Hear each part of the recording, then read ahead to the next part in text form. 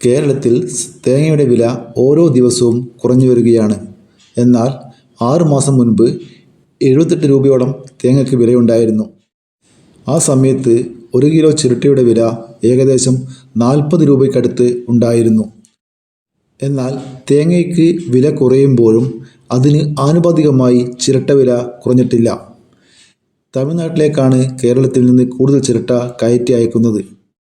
ചിരട്ടയുടെ വില കൂടിയതോടെ ചിരട്ട വീടുകളിൽ കയറിയിറങ്ങി ആക്രിക്കാർ ഓരോ വീട്ടിൽ നിന്നും ശേഖരിക്കുന്നുണ്ട്. ആക്രിക്കാർ നമ്മുടെ കയ്യിൽ നിന്ന് ചെറിയ വിലയ്ക്ക് ചിരട്ട ശേഖരിച്ച് വലിയ വിലയ്ക്ക് മറിച്ചു വിൽക്കുകയാണ് ചെയ്യുന്നത്. 2026 ഏപ്രിൽ മാസത്തിൽ കണക്കുകൾ പ്രകാരം കേരളത്തിൽ 1 കിലോ ചിരട്ടയ്ക്ക് ഏകദേശം 30 മുതൽ 40 രൂപ വരെ മൊത്ത വ്യാപാര വിലയുണ്ട്. ചില്ലറ വിലയിൽ ചെറിയ വ്യത്യാസം വരാം. അതായത് 25 രൂപയ്ക്ക് മുകളിൽ വില ഇപ്പോഴും ചിരട്ടയ്ക്ക് കിട്ടുന്നുണ്ട്.